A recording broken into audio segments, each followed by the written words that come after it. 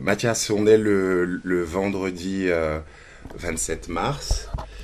Et on est réunis pour le deuxième entretien de cette série de 4 entretiens qu'on a programmés de discussion sur ton travail. Oui. Et comme la semaine dernière, on revient de la galerie Maître Albert, où tu as présenté l'exposition Phénomène genre mélangé à Olivier Brossard, le co-rédacteur rédacteur en chef de la revue Quaderna. Et on s'est arrêté sur ta pièce, notamment Curiosity, dont on a parlé aussi la semaine dernière. Et à ce sujet-là, et au sujet aussi de une dimension peut-être plus autobiographique dont tu nous as parlé, tu avais mentionné, dans le contexte d'un certain mal-être pendant ton adolescence, de la part féminine que la société ou les autres nous conduisaient à percevoir. Et je m'interrogeais sur cette part féminine, plus particulièrement sur la façon dont elle peut se traduire dans ton travail. Est-ce que c'est une dimension qui trouve un lieu particulier dans ton travail, qui habite une partie précise de ton travail, et si c'est le cas, du coup, ça pose aussi la question de la part dite masculine à ce moment-là, si masculin et féminin sont des parts. Je pense que pour ce qui est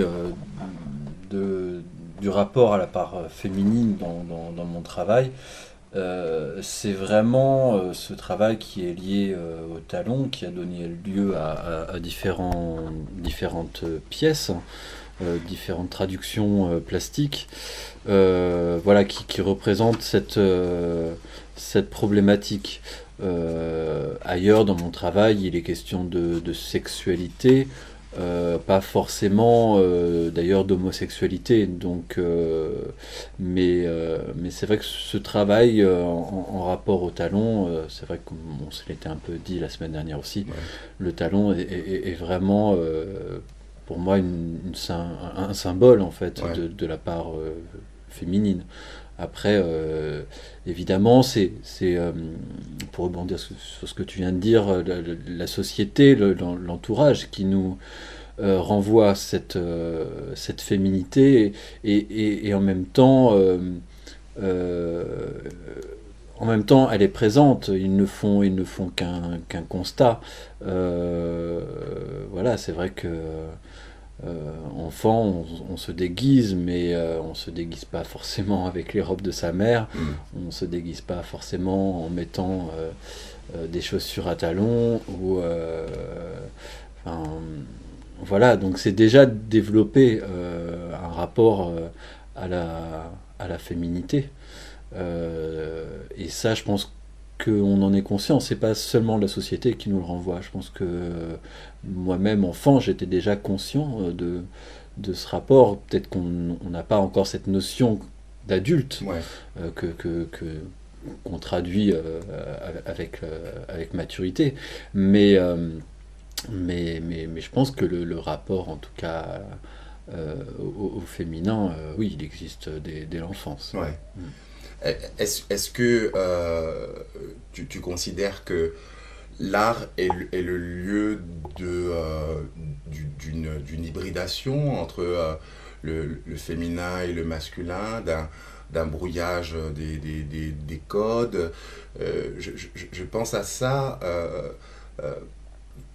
La question qui peut-être se pose, c'est la façon aussi dont le spectateur en fait interroge l'œuvre d'art et peut-être projette ses propres codes, ses propres prismes de lecture, reconnaît ce qui serait de l'ordre du masculin ou de l'ordre du féminin, ou se retrouve en situation où ces prismes ces codes de lecture sont brouillés en fait par l'œuvre d'art. Est-ce que c'est pas ça aussi qui se produit dans Curiosity, avec l'excroissance du talon, qui se confond avec le talon lui-même, le talon d'un pied très masculin, ou qui semble très masculin.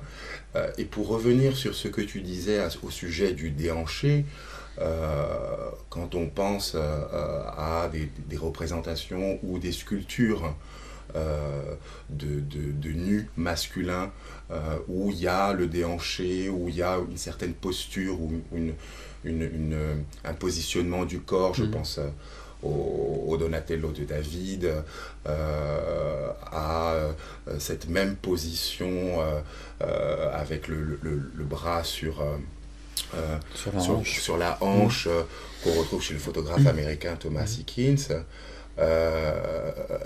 et finalement où il y a une espèce de fondu enchaîné de ce qui est identifié habituellement par la société comme ce qui est du masculin, ce qui est de l'ordre du féminin. Ben, je pense que l'art a ce rapport à la séduction. Et c'est vrai que quelque part, la séduction, c'est quelque chose de très féminin.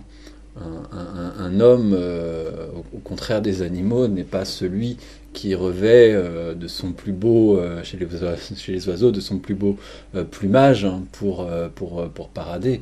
Donc c'est vrai que l'artiste, d'une certaine manière, quand il fait la représentation d'un personnage, le représente d'une manière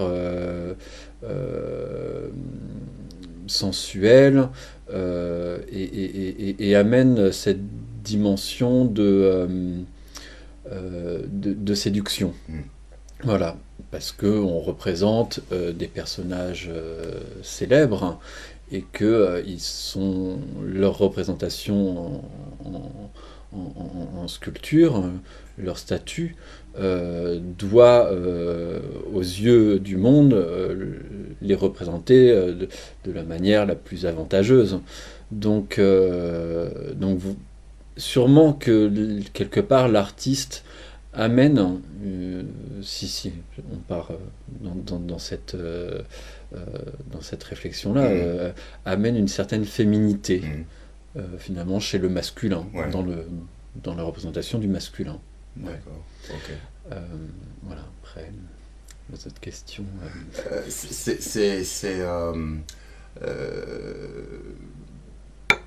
C'était le thème de l'expo masculin-féminin à Beaubourg, non?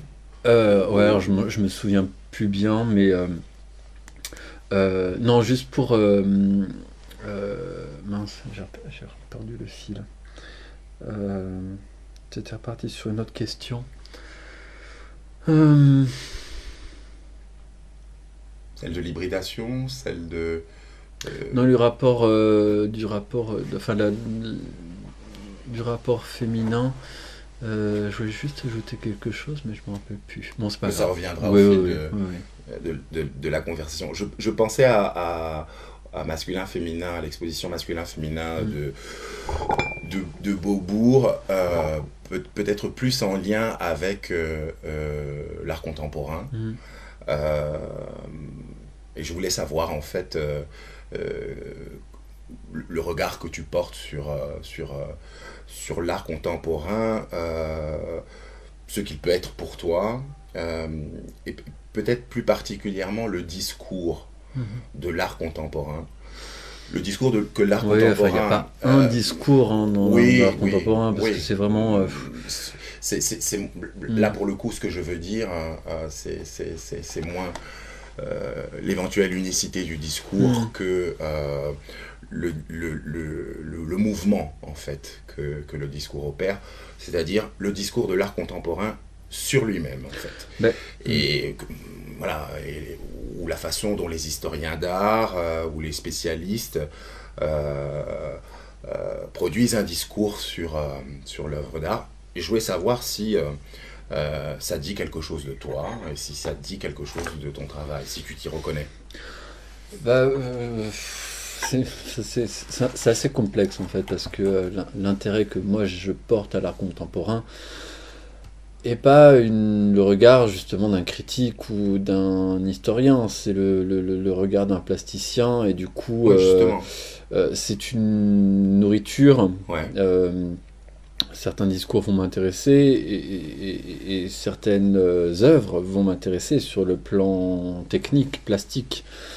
Euh, donc voilà. Après, ce qu'il y a d'intéressant, moi je trouve, dans l'art contemporain, mais bon, ça englobe tellement de choses, l'art contemporain, ce qu'on appelle art contemporain, que voilà, il n'y a pas une famille, il n'y a pas une, euh, une manière de penser, ni une manière de créer. Voilà, c'est tellement, tellement vaste. Simplement, en tout cas le XXe siècle, on s'est totalement libéré, comment dire, des commanditaires de l'art en fait, et pour finalement se consacrer à, à ce qu'on veut dire, à ce qu'on est vraiment. Voilà, il y a une espèce de lecture qui se fait assez, de manière assez frontale, voilà, comparée à des œuvres de la Renaissance ou baroque, ou au travers d'une scène religieuse ou historique, on va y voir le reflet d'une société. Voilà, aujourd'hui, les artistes, ils parlent d'eux, de ce qui les entoure, et non plus ils ne sont plus dans la retranscription d'un événement religieux ou historique. Donc, oui, je pense que le discours, il est vraiment libéré, mais il y en a tellement Mm. que, voilà, aujourd'hui, il y a des artistes qui me touchent plus particulièrement, des artistes comme notamment Louise Bourgeois, enfin voilà, dont je trouve le travail quelque part avec des sujets totalement, enfin, très, très banals, très universels, et à la fois dans une traduction plastique, euh, pour le coup très singulière, et voilà, je trouve ça assez beau en fait. Ouais.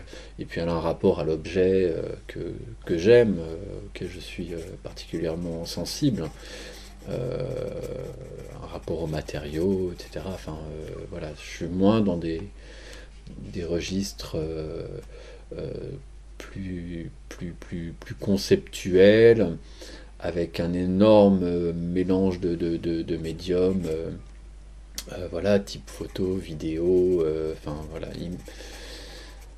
C'est vrai que je suis assez attaché à l'objet, c'est plus ce qui me fascine. D'accord. Et donc du coup, euh, s'il y a une histoire de l'art,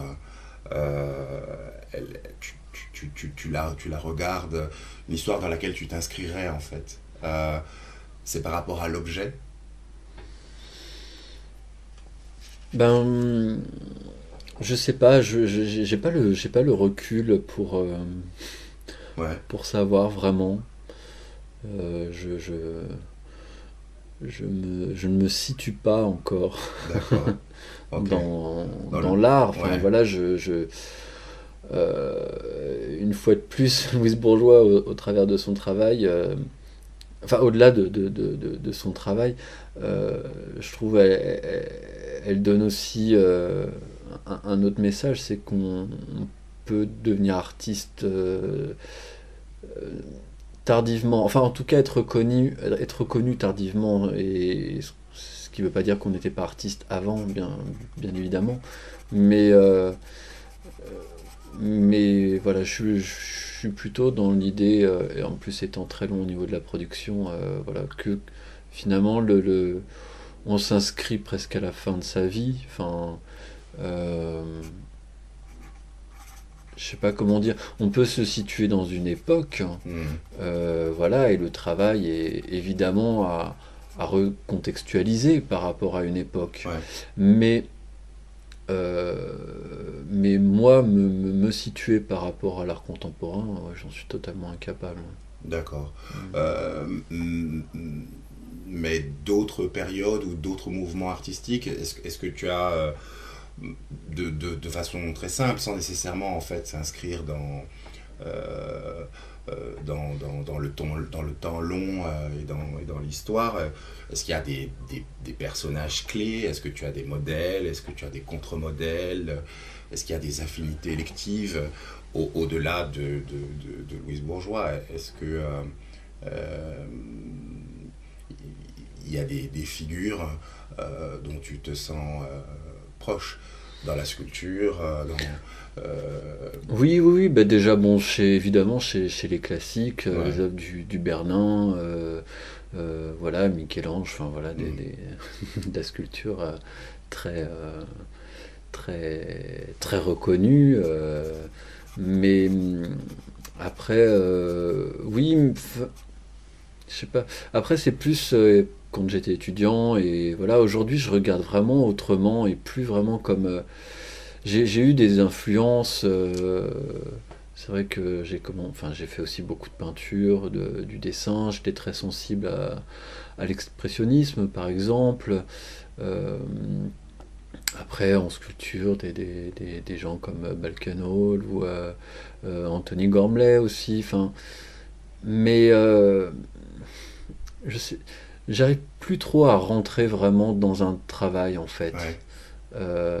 C'est compliqué. Après, c'est finalement les gens autour de moi qui vont être proches de moi, Mm. dont je vais connaître la vie, notamment comme le travail d'Hermine Antoine, qui, au-delà de son œuvre plastique, euh,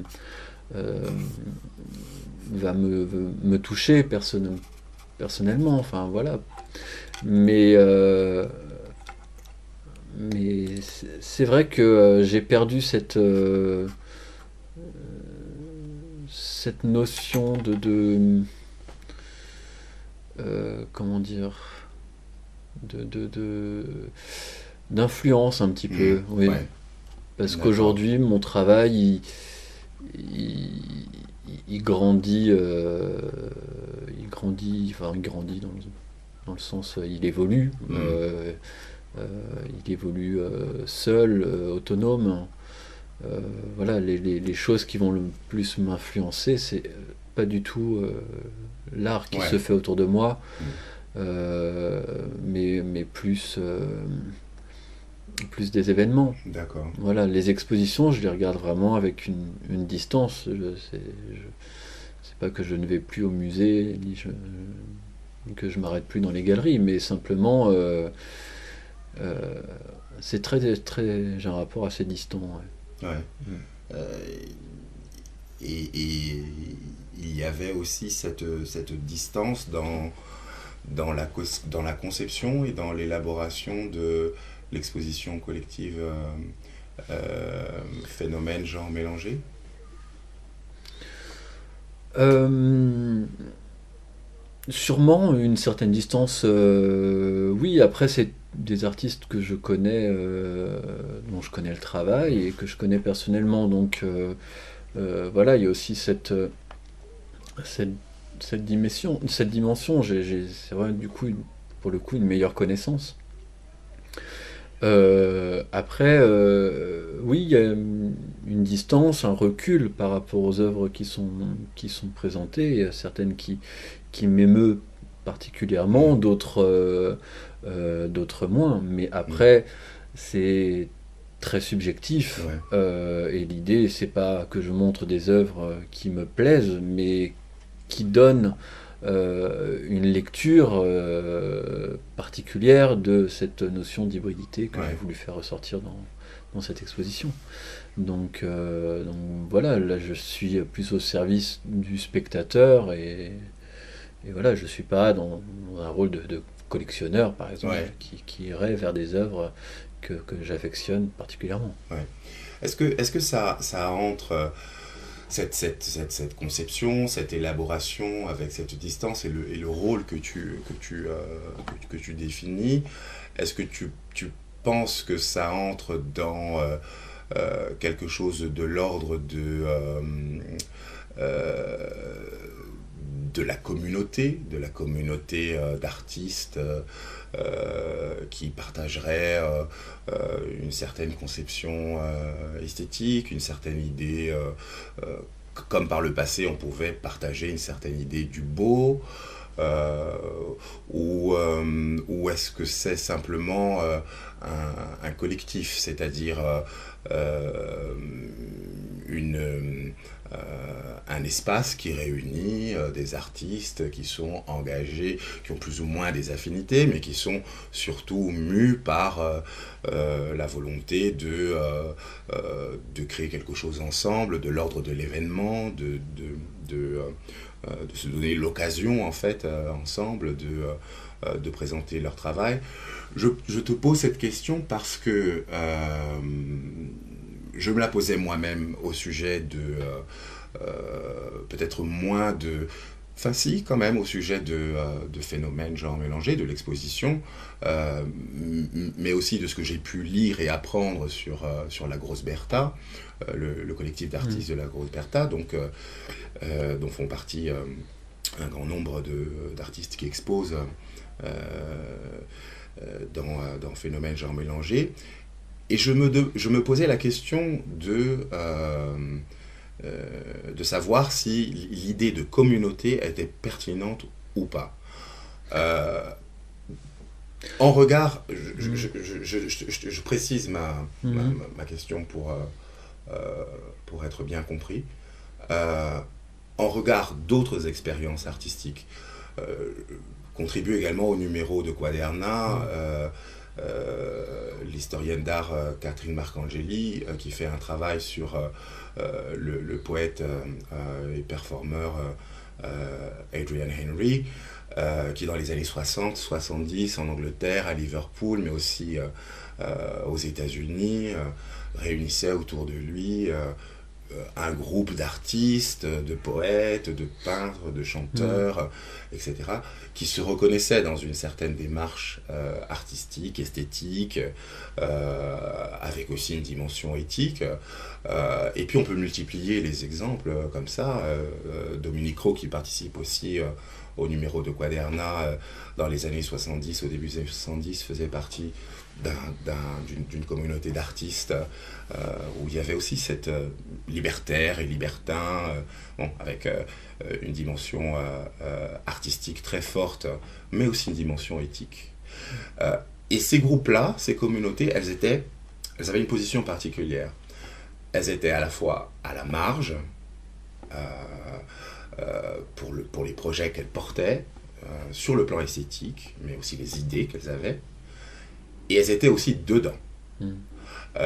Et je me demandais si il y avait cette position-là dans un collectif contemporain comme la Grosse Bertha, d'être à côté, à la marge. Tous les artistes qui sont présentés travaillent beaucoup la normalité, l'anticonformité.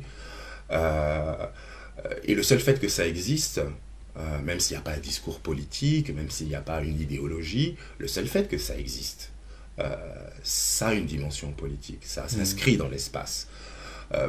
Donc, je me posais cette question au sujet de la Grosse Bertha, de l'exposition collective, de la façon dont toi tu t'inscris dans ce mouvement-là, et pour savoir s'il y avait ces dimensions-là, communes, esthétiques, éthiques et peut-être politiques. Oui, la Grosse Bertha, donc on a créé ce collectif suite à une exposition qui avait été organisée par Hermine Antoine et une autre artiste, pour une galerie, la galerie JTM, qui n'existe plus aujourd'hui.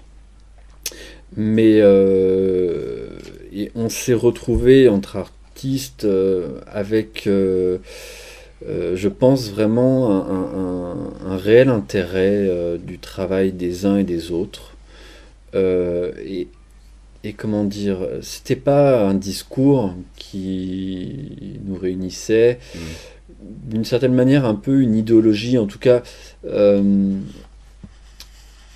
une idée un peu commune du travail, de notre relation à, à l'art. Et c'est assez compliqué en fait, parce qu'on traite d'univers très différents, mais en même temps, on s'inscrit vraiment, euh, euh, comment dire, c'est pas une mouvance, mais il y a une espèce de cohérence Mm.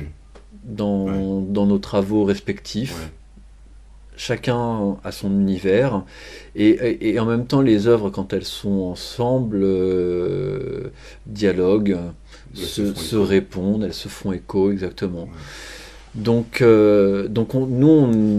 enfin en tout cas moi je peux pas parler au nom des autres. C'est très compliqué un collectif, parce qu'on a l'impression que ça n'est qu'un, le collectif, et en fait évidemment que non. Mm. Ça n'est pas un, le collectif. C'est en l'occurrence 7. Donc on a tous une façon de voir le collectif. Chacun à sa manière.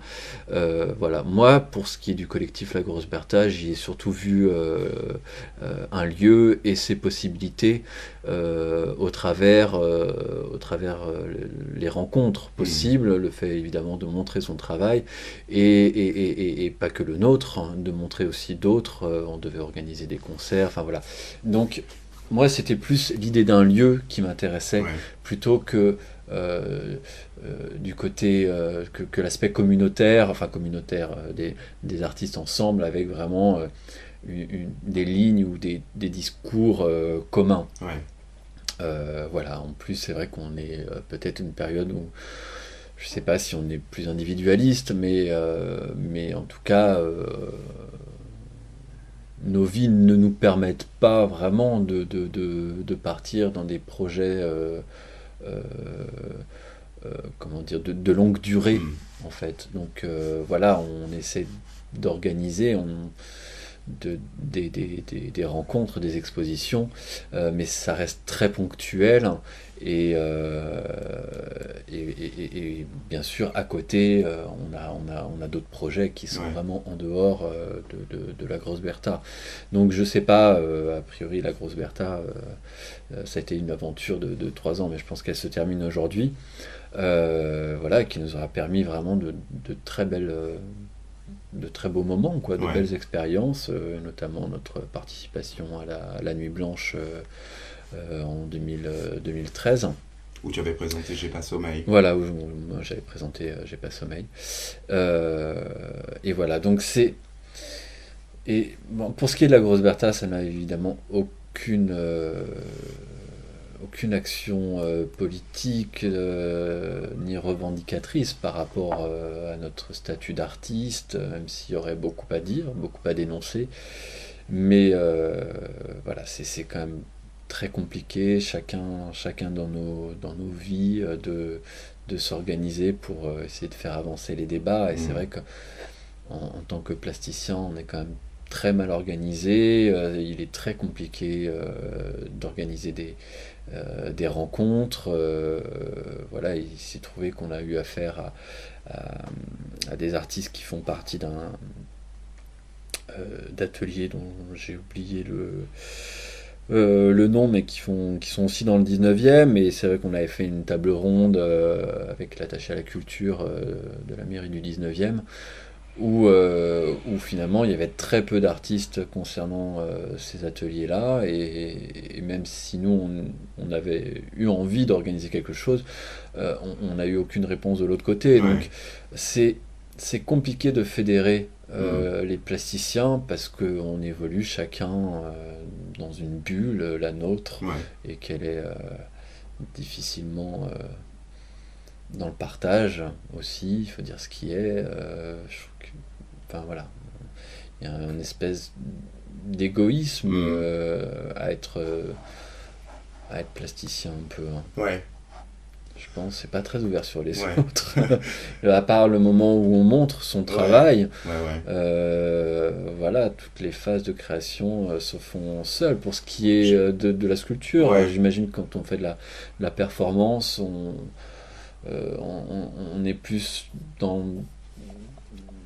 dans une forme théâtrale, de Ouais. spectacle, donc il y a une interaction peut-être Ouais. qui se fait davantage. C'est vrai que pour ce qui est de la sculpture, à partir du moment où on montre l'œuvre Mm. est finie, donc Mm. après on a un retour sur notre travail. Mais Je- c'est drôle parce que c'est exactement une des questions euh, que je me posais depuis un moment. Et si je me souviens bien, j'ai pas eu l'occasion de te la poser mm, vendredi dernier. Euh, cette dimension singulière, égoïste, euh, peut-être peut-être pas nécessairement égoïste, puisqu'il y a partage à un moment donné, au moment où on montre l'œuvre, mais et peut-être aussi qu'on partage aussi intérieurement, mais au moins très égotiste mhm. dans l'art plastique et peut-être la sculpture. Je me demandais s'il y a même s'il n'y avait pas aussi quelque chose de très si on se sent pas comme euh, comme un démiurge, comme investi d'un pouvoir quasi divin, de passer de la matière comme ça brute euh, Mm. à un objet. Ça me semble quand même très différent comme médiation que photographier un objet extérieur, peindre. Ah ben chaque médium Ouais. a sa particularité, Mm. évidemment.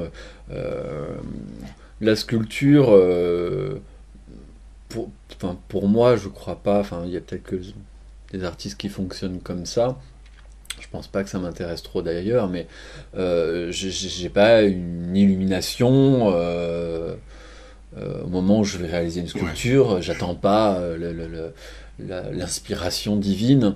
Non, c'est tout un processus de ce qu'on disait la semaine dernière, de mettre des idées en relation, de choisir le matériau, lequel va avoir des répercussions Mm. sur le discours. Moi, je travaille vraiment comme un fonctionnaire. J'ai pas du tout cette idée que peuvent avoir les gens sur les artistes. Voilà, cette dimension totalement illuminée. Non, D'accord. pas du tout Tu ça. te reconnais plus comme plasticien ou sculpteur, ou vraiment les deux Bah, je à fais part pas que de la égale? sculpture, donc voilà, je trouve que plasticien finalement ça englobe un peu tout. Ça renvoie pas Voilà, à... ça fait moins. Ouais, c'est moins Ça, réducteur, ça cloisonne ça moins. cloisonne moins. Oui, oui, oui. Ouais. Ça Donc, correspond pas à des questions de formation disciplinaire, de légitimité. non, mais Euh, moi, enfin voilà, je suis très, très, très, très, très investi dans la sculpture, dans le volume. hmm, Mais j'aime la photo, j'aime le dessin, j'aime, voilà, j'aime plein de choses. Je me ferme rien, même si aujourd'hui je vais pas vers la vidéo c'est vrai que la pièce que j'ai présentée pour la Nuit Blanche, J'ai pas sommeil, c'était pour le coup une installation avec du son, avec un travail aussi de lumière où je rentrais, j'allais au-delà que l'objet sculpture, quoi. hmm. Donc il faut pas se fermer les portes. Voilà, plasticien c'est bien, je Ouais, trouve. d'accord, Ouais. d'accord. Euh, pour en revenir à la création, euh, dans la sculpture ou dans l'art plastique, euh, plus particulièrement le travail concret de la création. Euh, De la fabrication. la fabrication, ouais. Mhm. Euh, comment on arrive à concilier euh, la discipline, la maîtrise technique dans la fabrication, et puis ce que l'on suppose être un lâcher-prise émotionnel qui va servir, ou un état affectif qui va devenir le moteur de la création, et que la création va porter. Euh, voilà, avant que l'œuvre ne soit finie. Est-ce que c'est quelque chose de conscient, de réfléchi, cet équilibre entre la technique, la maîtrise et puis c'est un équilibre qui effectivement se fait en deux étapes. C'est-à-dire que d'abord il y a l'idée, même si on visualise, même si je peux faire un ou deux croquis avant, mais pas toujours. Voilà, on imagine l'objet. Donc effectivement, c'est peut-être ce moment-là qui est le plus empreint d'inspiration. Ouais. Mais pour ce qui est de la fabrication, c'est encore un autre processus, puisque on rentre dans le domaine technique. Il se trouve que moi, vu que j'ai peu de moyens et que en plus j'ai aussi la chance de connaître les techniques, ce qui est aussi agréable, parce que du coup j'ai vraiment un contrôle total sur la fabrication de mon œuvre, de ma pièce. Ouais. Mais sur cette partie technique, il y a assez peu de réflexion à partir du moment où je réalise un modèle, ou voilà, quand je le reproduis en bronze ou en marbre. Ces moments-là, elles sont plus dans la réflexion, elles sont vraiment dans la fabrication. Ouais, d'accord. Donc c'est des étapes qui sont purement techniques. Après, il peut avoir à nouveau de la réflexion au moment de l'installation de l'œuvre, de la présentation, mais qui est évidemment très importante, surtout en sculpture. Voilà, la présentation, à mon avis, est à penser avec la fabrication. Ouais. Mais voilà, en tout cas, vraiment pour ce qui est du travail de la pierre ou du bronze, c'est des étapes qui sont tellement techniques, elles peuvent pas permettre une liberté de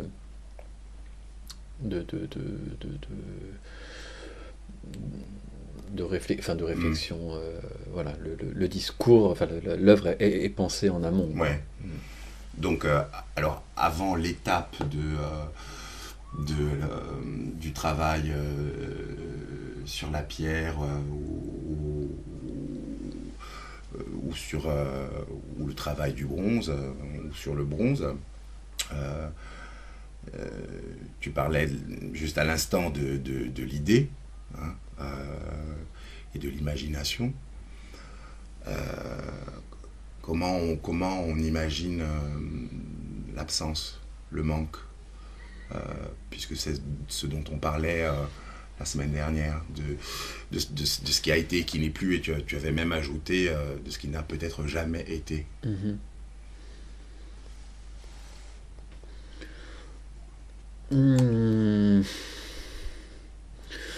Ça se fait malgré moi. Enfin voilà, je pense que de cette première pièce que j'ai faite lors de mon diplôme, la pièce Onanisme, dont on a déjà parlé la semaine dernière,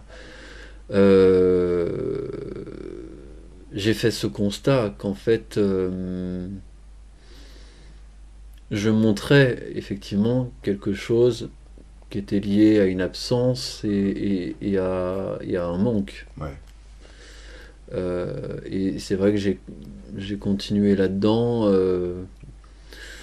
un peu malgré moi.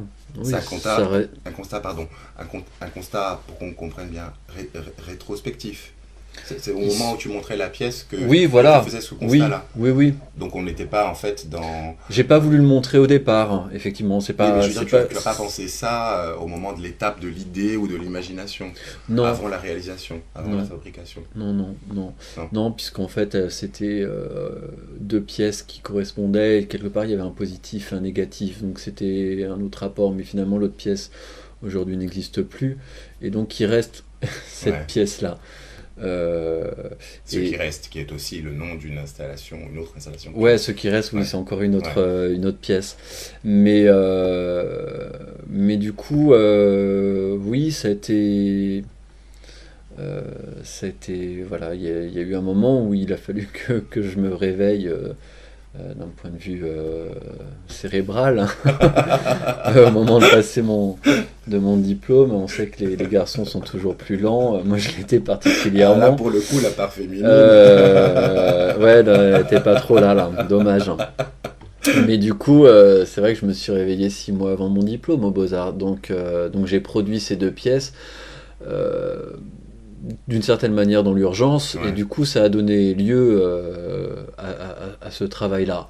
Et c'est vrai qu'il parlait euh, de l'homosexualité, sujet qui me, qui me prenait beaucoup de temps et d'énergie à cette époque-là. Et, et, et, et voilà, et il se trouve que ça s'est produit, que cette pièce témoignait de cette notion d'absence. Donc, donc j'ai continué là-dedans, mais c'est vrai que c'est pas une volonté de parler d'absence, Hmm. mais, mais je le constate que je D'accord. parle d'absence. Ok. Mm.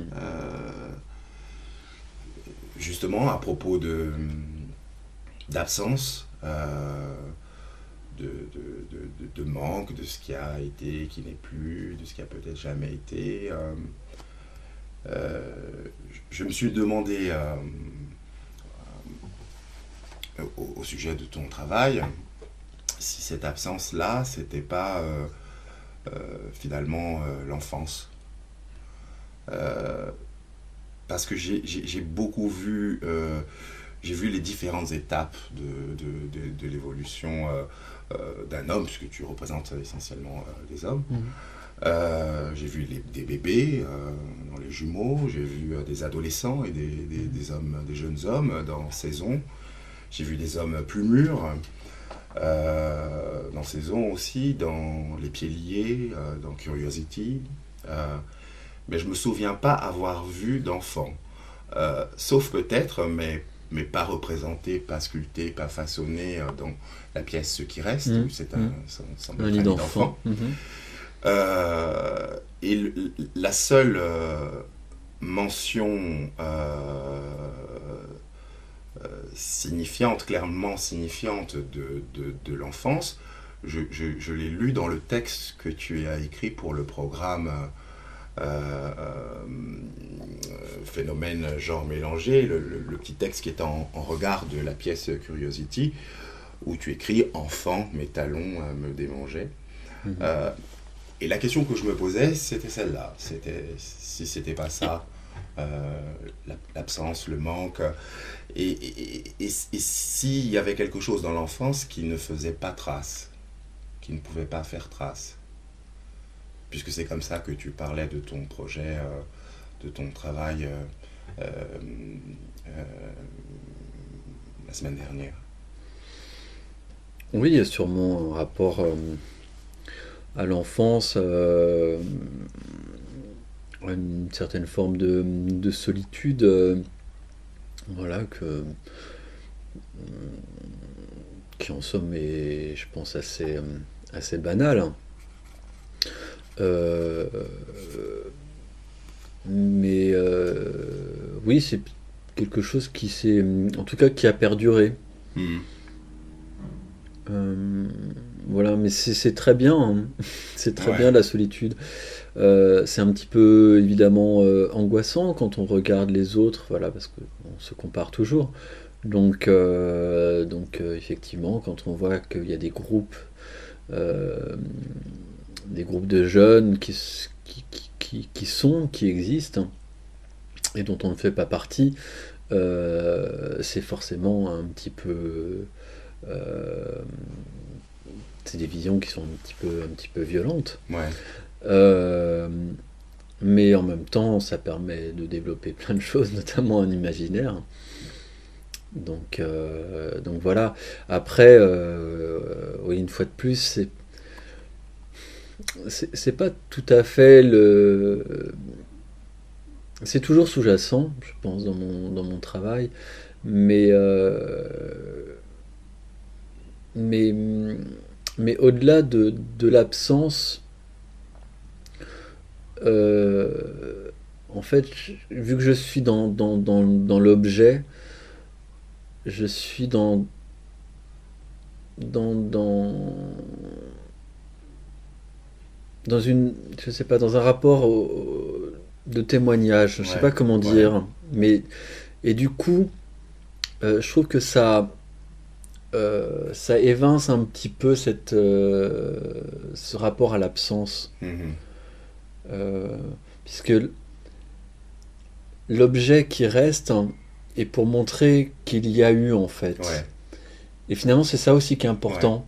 C'est pas que je montre effectivement les pissotières, ces plaques de bronze avec les empreintes de pied et la trace d'urine qui restent. Mhm. Évidemment qu'il y a eu quelqu'un et Mhm. qui aujourd'hui n'est plus. Mhm. Mais ce qui est important, c'est de montrer qu'il y a effectivement eu quelqu'un. Ouais. Alors, oui, en le disant, je me rends compte que bah, ça évoque forcément le passé, donc Ouais. la disparition, mais, mais je trouve que quand on regarde cette pièce, enfin, peut-être, en tout cas moi, Mhm. quand je la regarde, j'y vois quelqu'un en Ouais. fait. Ouais. Et finalement, je laisse une place pour quelqu'un. D'accord. D'accord. Mais en fait, ce sur quoi je m'interrogeais, parce que je suis convaincu effectivement que et c'est bien ça que je comprends euh, dans le rapport à dans mon rapport en tous les cas à ton travail. Euh, donc là pour le coup, euh, en tant que spectateur, je suis en phase avec l'intention de l'artiste. Mm. Donc c'est bien ça que je comprends. Mais je m'interrogeais plus particulièrement, en fait, sur, euh, sur la façon dont on fait sens. Voilà. C'est-à-dire, c'est quand même très particulier euh, de, euh, de représenter un manque ou une absence. Tout à l'heure, on était à la galerie et on feuilletait le livre d'Henri Lefebvre, pour lequel il dit que être un sujet manquant, ça n'est pas être un sujet absent. Mhm. Voilà, et c'est bien toute la question en fait. Mhm. C'est-à-dire en fait comment on signifie ce qui n'est pas ou ce qui n'est pas là. Voilà. Et quand je regarde ton travail, euh, ma démarche est la suivante, elle est très simple. C'est une question simplement pour essayer de comprendre en fait. Hein. Euh, je vois différentes étapes de la vie d'un homme ou de plusieurs hommes. Et il y a une étape clé que je ne vois pas. Et donc du coup, je m'interroge sur la façon dont je comprends que cette étape manque ou qu'elle est absente, et si c'est simplement ma lecture ou si ça correspond aussi à une intention de ta part en tant qu'artiste, euh, justement de ne pas représenter ça. Et qui peut-être, comme tu le disais à l'instant, laisserait la place à quelqu'un, etc. Bon, c'est ça le sens de ma question. Et euh, si tu le permets, je voudrais te de parler de la façon, puisqu'on parlait tout à l'heure d'idées, de création, etc., de la façon dont cette question a germé dans mon esprit. Elle a vraiment germé dans mon rapport à ton travail en tant que spectateur. Et puis, je me suis souvenu d'un texte que j'avais lu, que tu connais peut-être, qui est un essai que Freud a écrit sur le Moïse de Michel-Ange. Je ne connais pas. Et tu sais, c'est la statue de marbre dans l'église de Saint-Pierre-aux-Liens à Rome, que tu connais peut-être parce que je sais que tu vas souvent à Rome, que tu aimes beaucoup Rome. Donc quel est Saint-Pierre-aux-Liens. C'est le Vatican. nom de l'église. Oui, je crois que c'est ça, ouais. Oui, Ouais. Saint-Pietro. Ouais. Enfin, Je crois que c'est ça, ouais. Oh merde, j'ai un trou. La Pietà. Je pense. C'est Marie avec Jésus dans les bras. Non. Non. C'est la statue, c'est Moïse. Moïse qui est sur le point de casser les tables de la loi. Donc je ne sais pas si tu connais cette statue de Michel-Ange. Et Freud a écrit tout un texte, toute une analyse sur ça. En fait, il s'est intéressé à... donc ça m'a beaucoup frappé, parce que c'est un texte que j'avais lu il y a très longtemps, dont je me suis souvenu au moment où je m'interrogeais sur voilà, la façon dont ton travail pouvait signifier l'absence, le manque, etc. En l'occurrence, si c'était l'enfance qui était signifiée. Je suis allé chercher cet essai, et puis je l'ai relu. Et dans ce texte, Freud raconte qu'il a été complètement fasciné, complètement médusé par le Moïse de Michel-Ange. Il l'a regardé de façon répétée pendant 10 ans, à chaque fois qu'il allait à Rome. Et puis ensuite, il l'a étudié, mesuré, dessiné, c'est les 3 termes qu'il utilise, pendant, dit-il, dans une de ses lettres, 3 semaines de solitude. C'est exactement l'expression qu'il utilise, 3 semaines de solitude. Pas 1, 3. Et il s'interroge dans cet essai sur le sens de l'interprétation, sur l'intention de l'artiste et sur la traduction de l'intention de l'artiste dans l'œuvre. Ce que toi tu appelais la semaine dernière la direction, quand tu parlais des directions que tu voulais donner à ton travail. Et il s'intéresse plus particulièrement sur le mouvement du personnage, pour savoir si le mouvement est inhibé ou non, s'il est prêt à bondir, à faire un mouvement ou pas, en fait, s'il va briser les tables de la loi, parce qu'il est très mécontent de la façon dont son peuple s'est conduit. Et du coup, dans son essai, il va confronter différentes lectures par des critiques d'art, qui s'interroge sur le mouvement de la barbe, le sens de la barbe, l'avant-bras, le pied gauche qui est dressé, qui rappelle le déhanché, le droit qui repose sur le sol. Et puis, le point de départ de sa réflexion, du moins tel qu'elle est traduite dans son essai, parce que je pense que c'est pas vraiment le point de départ, c'est celui-là. C'est un court extrait que je voudrais te lire, que j'ai recopié, que je voudrais te lire. Ce qui nous empoigne aussi puissamment, et il parle de son rapport à l'œuvre d'art, donc devant le Moïse de Michel-Ange, ce qui nous empoigne aussi puissamment ne peut pourtant être, suivant ma conception, que l'intention de l'artiste, pour autant qu'il a réussi à l'exprimer dans l'œuvre et à nous permettre de l'appréhender. Je sais qu'il ne peut s'agir d'une appréhension purement intellectuelle. L'état affectif, la constellation psychique qui ont fourni chez l'artiste la force motrice de la création, doivent être reproduits chez nous. Mais pourquoi l'intention de l'artiste ne serait-elle pas assignable, formulable en mots, comme n'importe quel autre fait de la vie psychique. Et moi, ma question, elle prend le contre-pied exact de Freud. C'est-à-dire que ce qui m'intéresse, c'est pas de savoir, en fait, si l'art exprime quelque chose et pourquoi l'art exprime quelque chose d'une façon unique alors que les mots sont à disposition, mais c'est plutôt en fait, en l'occurrence appliqué à ton travail, de savoir si c'est une de tes intentions en tant qu'artiste de ne pas représenter l'enfance parce que peut-être elle pourrait pas être créée ou recréée et que seuls les mots pourraient la dire. Puisque l'enfance est dite dans le programme, dans le petit texte que j'ai cité, mais elle ne semble pas être créée, sculptée et façonnée. Donc est-ce qu'il y a quelque chose qui, dans ton travail de sculpteur, de plasticien, quand cela touche à l'enfance, résiste et que finalement les mots sont peut-être plus accessible et facile pour exprimer ça. Je pense que l'enfance existe d'une certaine manière dans mon travail. Elle n'est pas,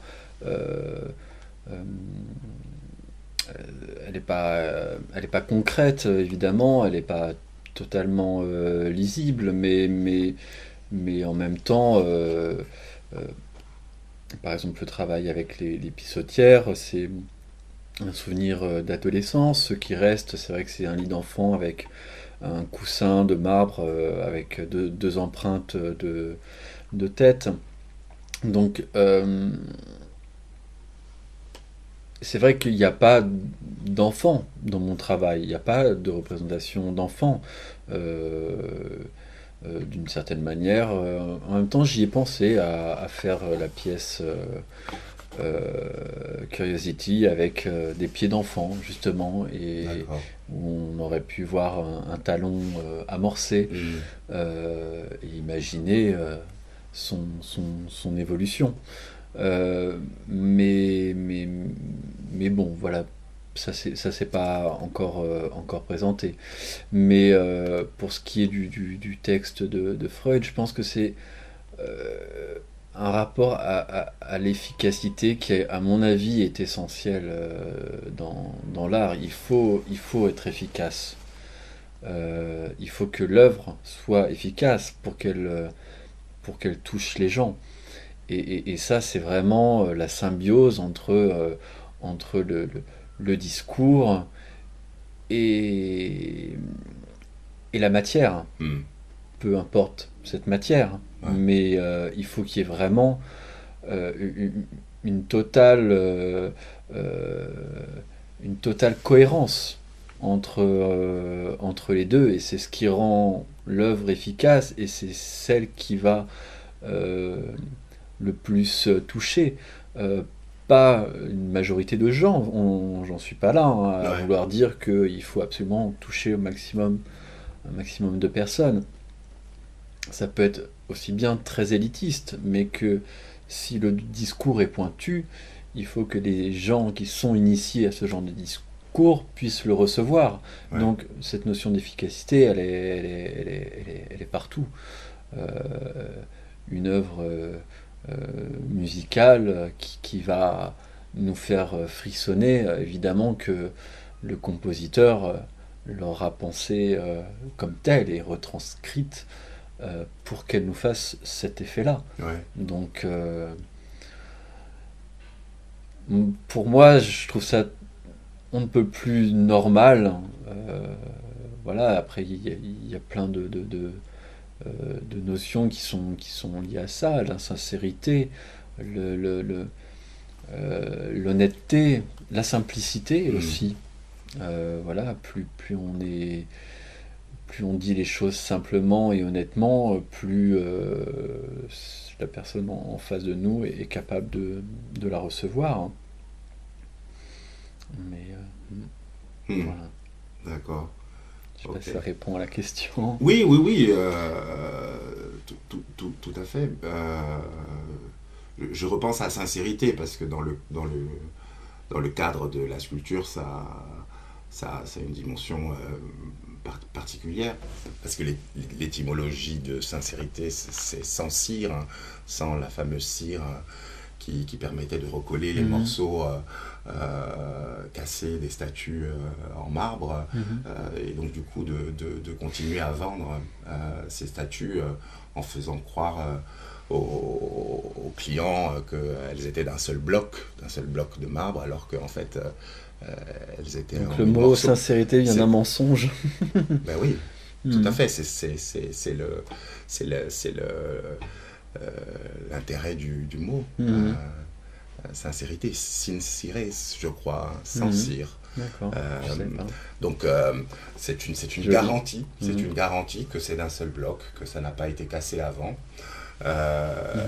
Mais du coup, ça veut dire que en fait, ça se prétend authentique en rapport à d'autres pièces qui, elles, ne l'auraient pas été, qui auraient été recollées avec de la cire.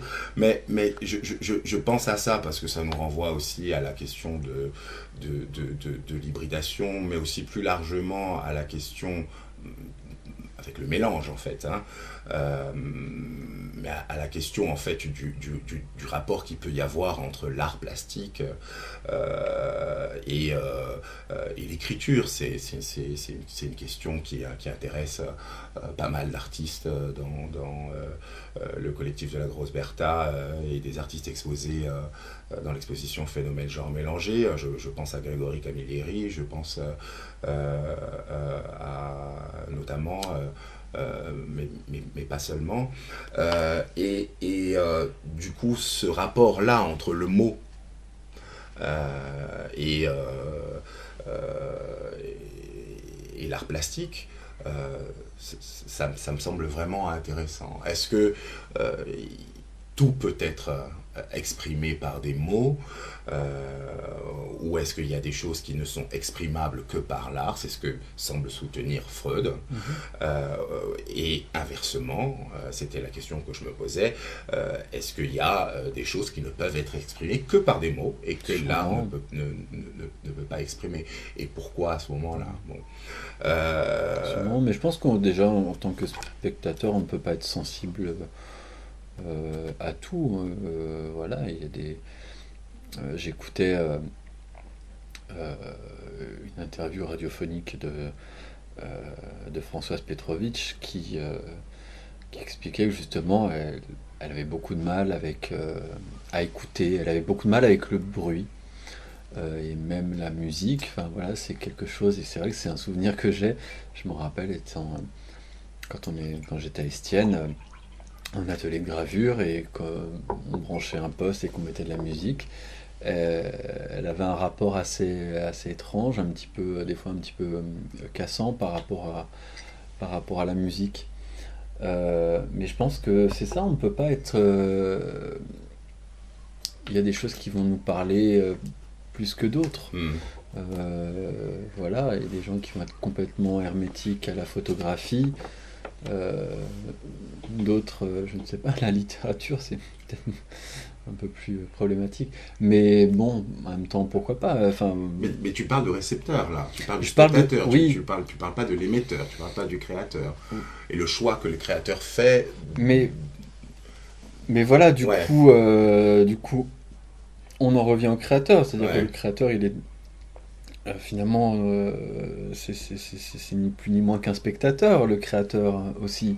Donc voilà, il va aller vers tel ou tel médium,